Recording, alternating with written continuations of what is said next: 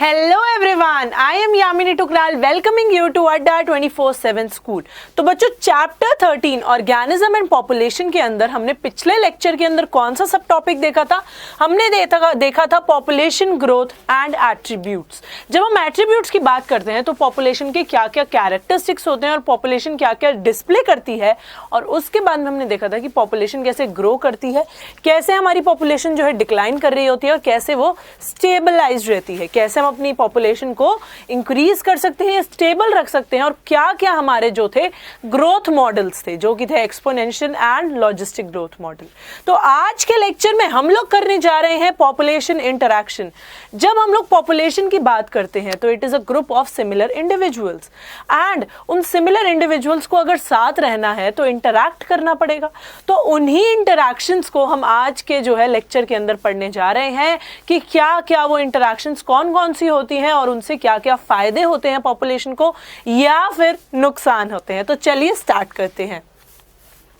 So population interactions in all animals, plants and microbes in a biological community, they interact with each other। जो भी plants, animals, microbes एक biological community के अंदर रहते हैं वो interaction करते हैं एक दूसरे से। So these interactions they can be beneficial, detrimental और neutral। beneficial हो सकती हैं, harmful हो सकती हैं या फिर neutral भी रह सकती हैं कि none of the partners they are benefited nor they are harmful to one of the species or both।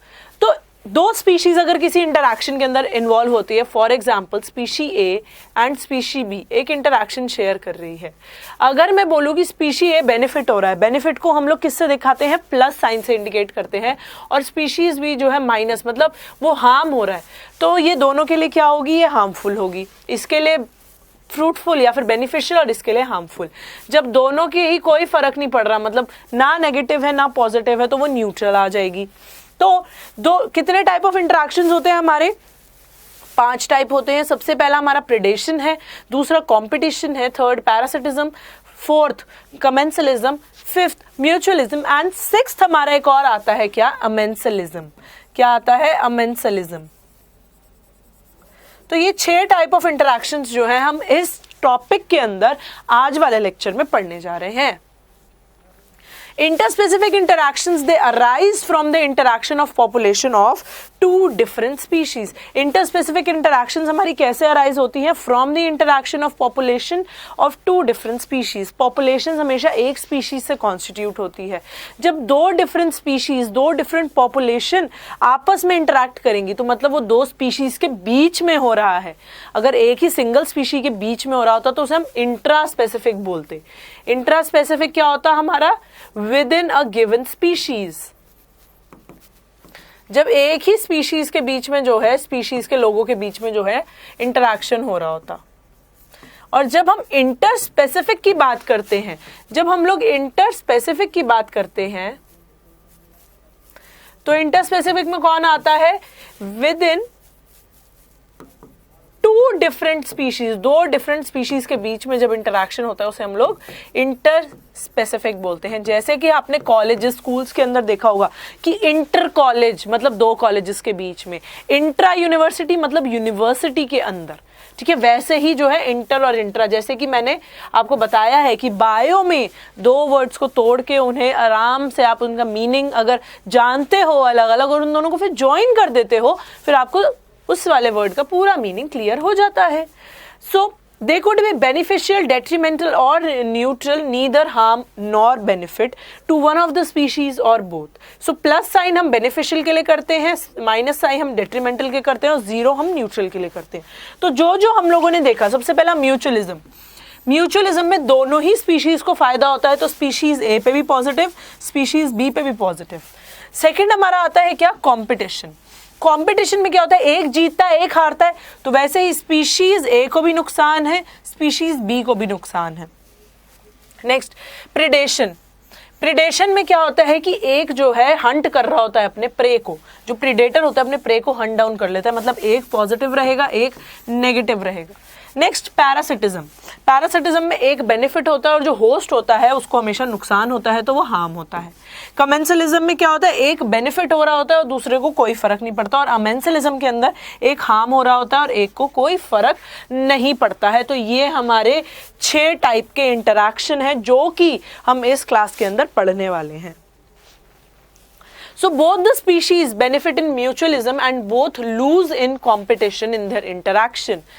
In both parasitism and predation, only one species benefits, जो कि हमने देखा कि एक ही species जो है वो benefit हो रही होती है, parasite and predator respectively, and the interaction it is detrimental to the other species, मतलब वो negative होता है, harmful होता है दूसरी species के लिए। The interaction where one species is benefited and the other is neither benefited nor harmed, उसको हम बोलेंगे commensalism। और उसके बाद आता है हमारा amensalism, जिसके अंदर एक species जो है हार्म्ड होती है और दूसरी स्पीशी ना ही हार्म्ड होती है ना ही बेनिफिट होती है, मतलब अनअफेक्टेड रहती है। So predation, parasitism and commensalism they share a common characteristic, the interacting species they live closely together. Predation, parasitism और कमेंसलिज्म में जो स्पीशीज है, एसोसिएटेड स्पीशीज, वो एक दूसरे के साथ ही रहती हैं, क्लोज एसोसिएशन में रहती हैं। फर्स्ट हम लोग स्टार्ट करते हैं प्रिडेशन से।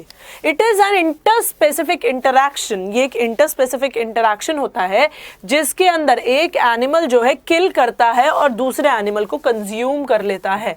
जो स्ट्रॉन्गर एनिमल होता है वो वीकर एनिमल को किल करके उसको कंज्यूम कर लेता है और वो उसकी तरह उसका फूड होता है। देखो, जो प्रिडेटर होता है वो हंट डाउन करता है किसको? प्रे को। प्रे क्या होता है? वीकर एनिमल होता है। और प्रेडेटर क्या होता है? हमारा स्ट्रॉन्ग एनिमल होता है।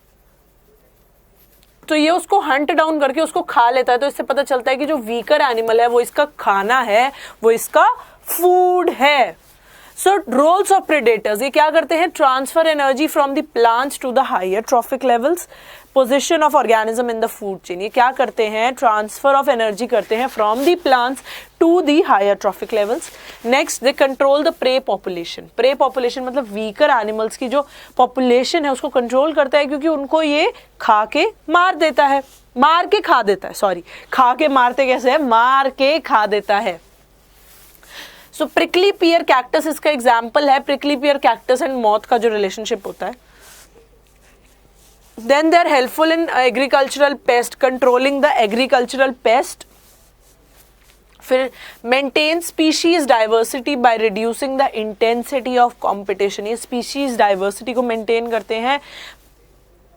कैसे मेंटेन करते हैं? जो इंटेंसिटी ऑफ कंपटीशन है, अगर ये लोग प्रे को हंट डाउन कर रहे हैं, अगर प्रे पॉपुलेशन को ये लोग कम कर रहे हैं तो कंपटीशन तो अपने आप ही कम हो गया, कंपटीशन अपने आप कम हो गया। So over exploitation of prey by the predators, it results in the extension of prey and predator. अगर प्रेडेटर बहुत ही ज्यादा जो है ओवर एक्सप्लॉइट कर रहा है अपने प्रे को, मतलब वो खाता ही जा रहा है, तो इससे प्रेडेटर भी एक पॉइंट पे आके मर जाता है और प्रे भी। क्यों? क्योंकि अगर प्रे खत्म हो जाएगा तो प्रेडेटर किस पे खाएगा? तो वो क्या होगा? दोनों की स्पीशीज जो है एक्सटिंक्ट हो जाएगी। तो ये है हमारा predation. Then defence to lessen the impact of predation. क्या क्या डिफेंस मैकेनिज्म्स जो है प्रेज ने अडॉप्ट किए हैं प्रेडेशन के इम्पैक्ट से बचने के लिए। सबसे पहला, इंसेक्ट्स एंड फ्रॉग क्या करते हैं? कैमोफ्लॉज कर लेते हैं। मोनार्क बटरफ्लाई वो पॉइजनस होती है कि अगर उसे प्रेडेटर खाएगा तो वो पॉइजन सिक्रीट करेगी और वो प्रेडेटर जो है वो मर जाएगा। Then plants morphological and chemical defences क्या है? कैक्टस और अकेशिया के अंदर क्या होते हैं? थॉर्न्स होते हैं कि प्रेडेटर उनको खाने आए तो उसको थॉर्न्स लग जाए। Then produce and store chemicals. Calotropis क्या करता है? प्रोड्यूस करता है केमिकल्स को और उनको स्टोर करता है, जिसकी वजह से प्रेडेटर उन पे खाने आता है तो ये केमिकल्स जो निकलते हैं वो क्या करते हैं? प्रेडेटर को मार देते हैं। Nicotine, caffeine, quinine, strychnine, opium, ये क्या करते हैं? Against the grazers and browsers. ये सारे के सारे जो है वीड्स के अंदर होते हैं जो कि ग्रेजर्स को प्रिवेंट करते हैं उनको खाने के लिए। तो ये जो है ये कुछ डिफेंसेस हैं जिसकी वजह से जो प्रेडेशन है वो कम हो जाती है और प्रे अपने आप को प्रोटेक्ट कर लेते हैं। नेक्स्ट हमारा आता है कंपटीशन। कंपटीशन क्या होता है? Interaction either among individuals of the same species, मतलब इंट्रा स्पेसिफिक भी हो सकता है, और between the individuals of the different species, मतलब इंट्रा स्पेसिफिक या फिर इंटरस्पेसिफिक, कुछ भी हो सकता है, ठीक है। So occurs among closely related species but not always true, हमेशा ये ट्रू नहीं होता। हाँ, ये होता है कि most of the time it occurs in the closely related species. So unrelated species they also compete, जैसे कि फ्लेमिंगो और फिश जो है वो कम्पीट करते हैं फॉर द जू प्लैंक्टन, कि जिसको पहले मिलेगा उसको वो ट्रीट मिल जाएगी, जो पहले जीतेगा उसको वो जू प्लैंक्टन मिल जाएगा। Next, feeding efficiency of a species reduce due to other species even if the sources are plenty. Abingdon tortoise, एक स्पीशी की जो है फीडिंग एफिशिएंसी कम हो जाती है ड्यू टू अदर स्पीशीज, अगर वो अदर स्पीशी प्रेजेंट होती है, चाहे रिसोर्सेज ज्यादा हो। अगर एक जो है स्पीशी की ज्यादा अच्छी है रिसोर्स, मतलब आप कह सकते हो फीडिंग एफिशिएंसी, तो दूसरे वाले की जो है कम हो जाएगी, चाहे रिसोर्सेज बहुत सारे हों, जो कि अबिंगडन टॉर्टोइस के अंदर होता है। बच्चों साथ साथ में ना हमने इसके जो है एग्जाम्पल्स भी याद करने, जिससे कि हमें अच्छे से मेमोराइज हो जाए कि हाँ ये वाला इसका ये एग्जाम्पल था तो इसका मीनिंग ये है, प्रेडेशन का वो एग्जाम्पल था तो उसका मीनिंग वो है। एविडेंस क्या है कंपटीशन का? Competitive release, species distribution restricted to small areas due to competitively superior species. जो सुपीरियर स्पीशीज होती हैं वो ही जो है सरवाइव कर पाती हैं, जो वीकर वाली होती है वो एलिमिनेट हो जाती है, ठीक है। तो स्पीशीज डिस्ट्रीब्यूशन हमें बहुत अच्छे से बता देता है कि कंपटीशन एग्जिस्ट करता है, चाहे इंट्रास्पेसिफिक हो चाहे इंटरस्पेसिफिक हो। पॉपुलेशन इंटरैक्शन, तो जब हम पॉपुलेशन इंटरैक्शन में आगे बढ़ते हैं उसी के बारे में, कंपटीशन के बारे में, तो a species whose distribution is restricted to a small geographical area because of the presence of competitive superior species, it is found to expand its distributional rate dramatically when the competing species is experimentally removed। तो एक species जो कि एक small geographical area में restricted है, वो क्या करेगा, वो अगर उसमें कॉम्पिटिटिवली सुपीरियर स्पीशीज होगी तो वो क्या करेगी, वो अपने जो है एक्सपैंड करेगी, अपने आप को डिस्ट्रीब्यूशन को एक्सपैंड करेगी, जो सुपीरियर स्पीशीज वहां पे प्रेजेंट होगी।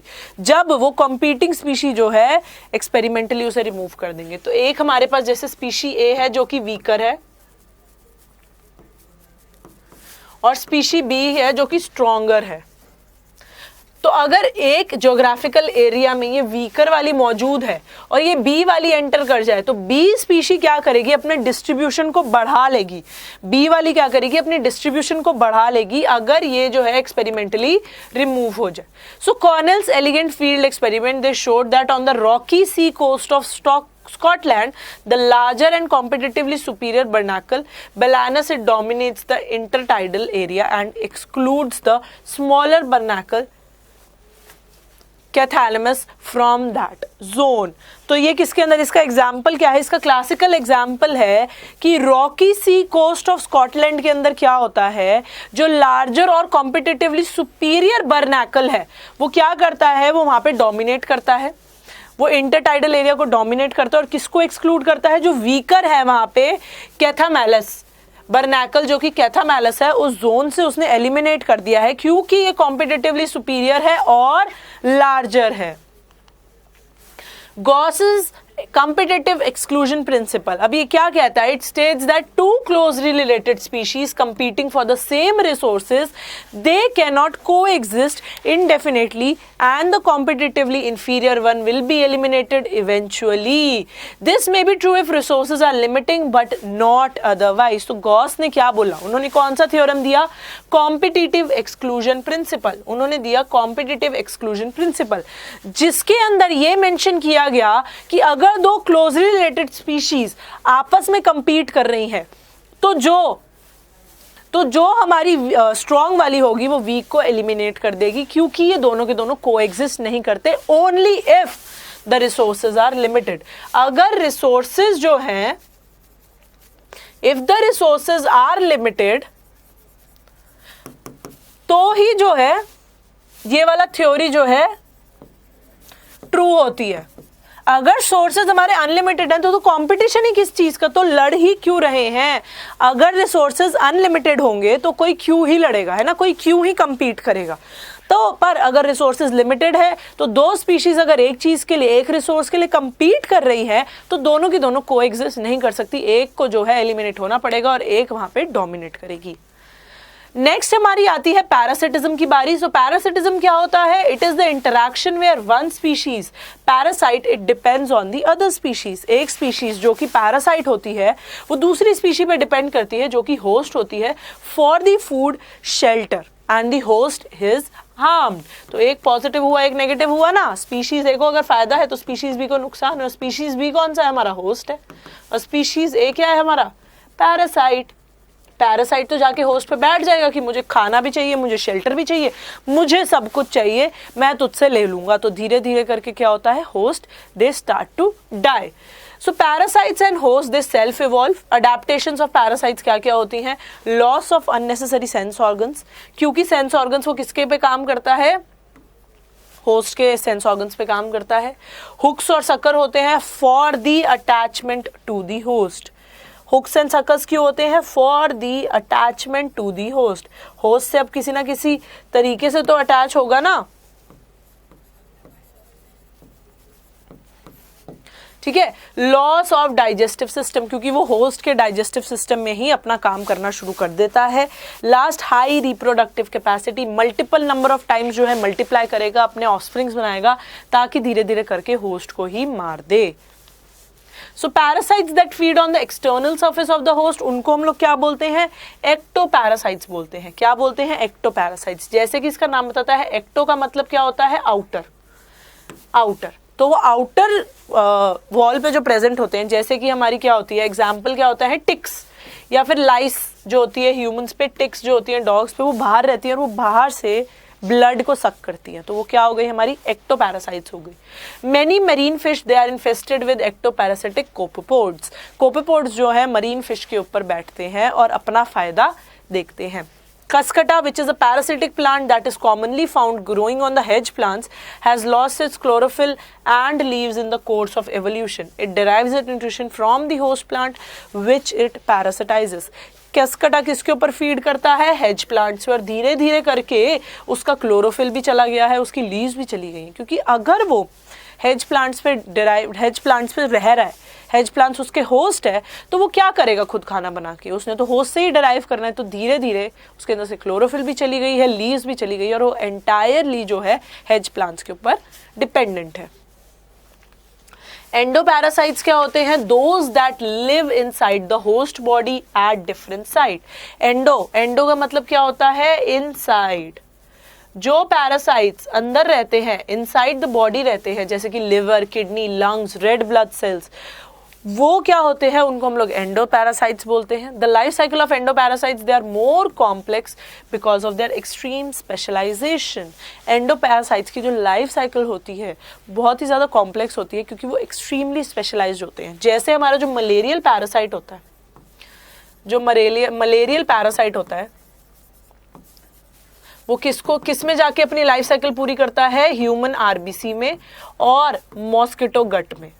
तो आप देख सकते हो कि इनकी लाइफ साइकिल जो है इसी हिसाब से इवॉल्व होती है कि ये अंदर ही अपनी लाइफ साइकिल पूरी करते हैं, अंदर ही अपनी लाइफ साइकिल पूरी करते हैं। So their morphological and anatomical features are greatly simplified while emphasising their reproductive potential. Reproduction करते हैं ये लोग, सेक्सुअल करते हैं, एसेक्सुअल करते हैं, और डिपेंड करता है कि ये किस बॉडी पार्ट के अंदर जाके अपना जो है रिप्रोडक्टिव साइकिल पूरी कर रहे हैं।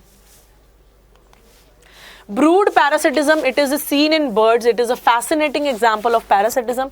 जहाँ पे जो parasitic bird है वो ले करती है eggs अपने host के nest में, अपने host के nest में, और जो host है उनको incubate करता है. So during the course of evolution, the eggs of the parasitic bird, they have evolved to resemble the host's egg in size and color to reduce the chances of the host bird detecting the foreign eggs and ejecting them from the nest.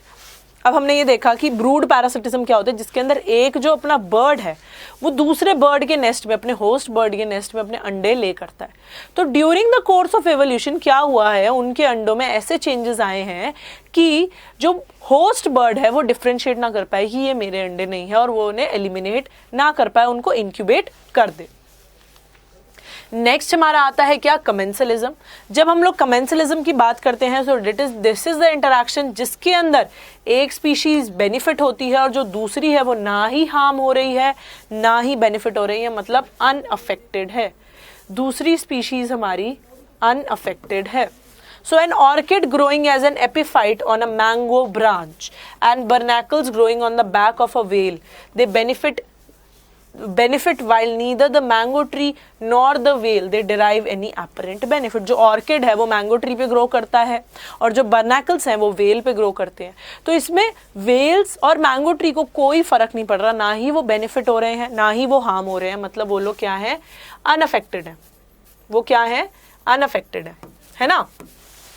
पर जो orchid है और जो हमारे ये है बर्नैकल्स हैं उनको तो वो बेनिफिट कर रहे हैं, वो उनको बेनिफिट मिल रहा है। तो ये हमारा क्या होता है, कमेंसलिज्म होता है +0। So the cattle egret and the grazing cattle in close association. If you live in farm rural areas, आप इसको देख सकते हो कि ये भी एक क्लासिकल एग्जाम्पल है किसका, कमेंसलिज्म का। जो अग्रेट्स होते हैं they always forage close to where the cattles are grazing because the cattle as they move stir up and flush out insects from the vegetation that otherwise might be difficult for the egrets to find and catch. जो egrets होती हैं वो kettles जहाँ पे graze कर रही होती है वहीं पे घूम रही होती है। क्यों? क्योंकि जो कैटल्स होती है वो क्या करती है, वो मूव करेंगी, स्टरअप करेंगी और फ्लश आउट करती है इंसेक्ट्स को फ्रॉम दी वेजिटेशन, जब वो वेजिटेशन खा रही होती है। तो उसको क्या होता है, अग्रेट्स को जो है उनके थ्रू इंसेक्ट्स इजीली मिल जाती हैं, जो कि अदरवाइज अगर वो खुद ढूंढने निकले तो उनको ना मिले। तो ये भी एक क्लासिकल एग्जाम्पल है किसका, ये भी क्लासिकल एग्जाम्पल है हमारा कमेंसलिज्म का। Another example of commensalism, it is the interaction between the sea anemone, जिसके ऊपर क्या होते हैं, जिसके ऊपर रहती है क्लाउन फिश। क्लाउन फिश सी एनिमन के ऊपर रहती है। जो फिश है वो प्रेडेटर से प्रोटेक्शन मिल जाती है उसको जब वो सी एनिमन के ऊपर रहती है। सो एनिमन को पता ही नहीं होता कि उसके ऊपर क्लाउन फिश रह रही है। नेक्स्ट हमारा आता है interaction mutualism. So this interaction it confers benefits on both the interacting species. Mutualism के अंदर दोनों की दोनों जो स्पीशीज इन्वॉल्व है दोनों की दोनों जो है बेनिफिट हो रही होती हैं।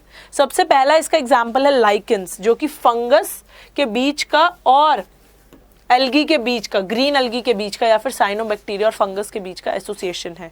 इसमें क्या होता है, फंगस जो है डिग डाउन नीचे सॉइल से न्यूट्रिएंट्स वगैरह ले आती है पर एल्गी जो है उसे खाना बना के देती है। सो सिमिलरली जो माइकोराइजा होता है, association between the fungi and the root of the higher plants, उसमें भी क्या होता है, फंजाई क्या होती है, प्लांट को मदद करती है for the absorption of essential nutrients from the soil, और जो प्लांट है वो उसे क्या करता है, एनर्जी यील्डिंग कार्बोहाइड्रेट्स देता है, उसे शेल्टर देता है। तो कौन से हमारे दो एग्जाम्पल है म्यूचुअलिज्म के, लाइकेंस एंड माइकोराइजा। उसके बाद में क्या होता है, फिग। फिग आप देख सकते हो कि ये किसके ऊपर रहता है, एप्पल के ऊपर रहता है। फिग जो है हमारा एप्पल के ऊपर रहता है, जिसके अंदर फिग जो है एप्पल को साथ मिल के म्यूचुअलिज्म में रहता है। Next, the most spectacular and evolutionary fascinating example of mutualism are found in plant animal relationship, जो कि मैंने अभी आपको बताया कि प्लांट्स को एनिमल्स की हेल्प चाहिए होती है, किसके लिए, पॉलिनेशन के लिए, जो कि किस वजह, जो बायोटिक एजेंट सर्व करते हैं, जैसे कि हमारे क्या है, इंसेक्ट्स हो गई, बर्ड्स हो गई, ये सारे क्या है, बायोटिक एजेंट्स जो कि पॉलिनेशन में मदद करते हैं। तो प्लांट्स को क्या होता है, एनिमल्स की मदद चाहिए होती है जिससे कि पॉलिनेशन हो जाए। So animals they have to be paid fees for the services that they plants expect them from. तो इन रिटर्न क्या होता है, प्लांट्स को भी, प्लांट्स जो है, प्लांट्स को कुछ ना कुछ फीस जो है एनिमल्स को देनी पड़ती है as a fee. So plants they offer rewards और fees in the form of pollen and nectar for the pollinator and juicy and nutritious foods for the seed dispersers. जो भी सीड डिस्पर्सर्स होते हैं, जो भी सीड डिस्पर्सर्स होते हैं, उनको जो क्या दिया जाता है, रिवॉर्ड्स दिया जाता है, फीस दिया जाता है फ्रॉम दी प्लांट, जिससे कि वो जो है पॉलिनेशन करवाते हैं। वो क्या होते हैं, रिवॉर्ड्स क्या होते हैं, सबसे पहले जूसी फ्रूट्स, उसके बाद में नेक्टर और पॉलन्स। पॉलन्स भी कई प्लांट्स एनिमल्स खाते हैं। So but the mutually beneficial system should also be safeguarded against the cheaters. For examples, animals that try to steal nectar without aiding in pollination. Cheating तो हर जगह पे होती है, एग्जाम ले लो, जॉब्स ले लो, हर जगह पे हमारी जो है चीटिंग होती ही होती है। तो इसके अंदर भी जो है हमारे चीटर्स होते हैं, जो कि प्लांट्स होते हैं, जो कि नेक्टर चुराने की कोशिश करते हैं बिना पॉलिनेशन करवाए। Orchids, they show a bewildering diversity of floral patterns, many of which have evolved to attract the right pollinator insect. Bees and bumblebees ही जो है orchids पे जाके orchids की pollination करवाती है, and they ensure a guaranteed pollination. Not all orchids they offer the rewards. The Mediterranean orchid Ophrys employs sexual deceit to get pollination done by species of bee. जो Mediterranean orchid है ओफायरीज जो है, जो Mediterranean orchid है, वो जो है बहुत अच्छे रिवॉर्ड्स देता है फॉर दी पॉलिनेशन। और कौन सी बीज इसकी पॉलिनेशन करवाती है? बीज एंड बम्बल बीज, और इससे गारंटेड पॉलिनेशन हो जाती है। One petal of its flower, it bears an uncanny resemblance to the female of the bee in the size. देखो कैसे वो एनिमल्स को फूल करती है कि उस फ्लावर का जो एक पेटल होता है वो फीमेल ऑफ द बी की तरह लगता है, बी के फीमेल वर्जन की तरह लगता है, तो मेल तो फटाफट अट्रैक्ट होके आएंगे। So the male bee is attracted to what it perceives as a female, उसके साथ वो सूडो कॉपुलेशन करता है, और ड्यूरिंग दैट प्रोसेस वो एक जगह से दूसरी जगह पे पॉलन को डस्ट कर देता है। When the same it pseudo copulates with another flower, वो ट्रांसफर कर देता है पॉलन को और पॉलिनेशन हो जाती है। So if the female bee's color pattern change even slightly for any reason during evolution, the pollination success will be reduced unless the orchid flower co-evolves to maintain the resemblance of its petal to the female bee.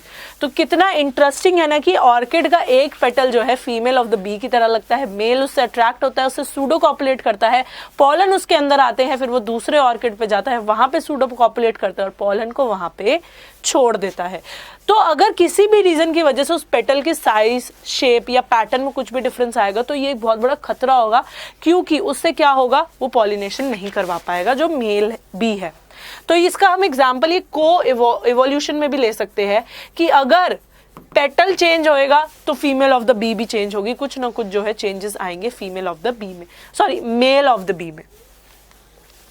Last हमारा आता है amensalism. It is the interaction between two different species in which one species it is harmed and the other species remains unaffected. Example क्या है? Bacterial culture, after few days fungus growth will be there on it like penicillium, and its secretion of chemical will kill the bacteria but no benefits to the fungi, no benefits to the fungi। तो ये हमारा example है amensalism का। तो एक बार हम लोग देख लेते हैं हमने आज की क्लास के अंदर क्या क्या पढ़ा है। Starting with the population interaction interspecific होती है। तो जब हम लोग स्टार्ट करते हैं फर्स्ट से, जो कि है हमारी प्रिडेशन से, सॉरी यहाँ से इसी चार्ट में से हम लोग जो एक बारी पूरा क्विकली रिवाइज कर लेते हैं। सबसे पहला हमारा आता है प्रिडेशन, जो कि इंटर स्पेसिफिक इंटरैक्शन होती है, जिसके अंदर एक प्रिडेटर होता है जो कि स्ट्रॉन्गर एनिमल होता है, वो प्रे के ऊपर हंट करता है, जो कि वीकर एनिमल होता है उसे एज अ फूड इंजेस्ट करता है और उसे मार देता है। तो इसमें एक जो है पॉजिटिव, मतलब एक जो है कोरोना पॉजिटिव नहीं, एक जो है बेनिफिट हो रहा है और एक हार्म हो रहा है। कंपटीशन में क्या होता है? दोनों ही स्पीशीज को लॉस होता है, दोनों ही स्पीशीज जो compete कर रही हैं फॉर लिमिटेड रिसोर्सेज, दोनों को ही कुछ ना कुछ लॉस होता है, तो दोनों ही हार्म्ड होती हैं। तो इसके अंदर हमने देखा था गॉसेस कम्पिटिटिव एक्सक्लूजन प्रिंसिपल। इस प्रिंसिपल के अंदर हमने क्या देखा था कि अगर क्लोजली रिलेटेड स्पीशीज आपस में compete कर रही है और रिसोर्सेज लिमिटेड है, तो एक स्पीशी जीतेगी और दूसरी स्पीशी हार जाएगी, दोनों की दोनों कोएग्जिस्ट नहीं कर सकती, जो हारेगी वो एलिमिनेट हो जाएगी।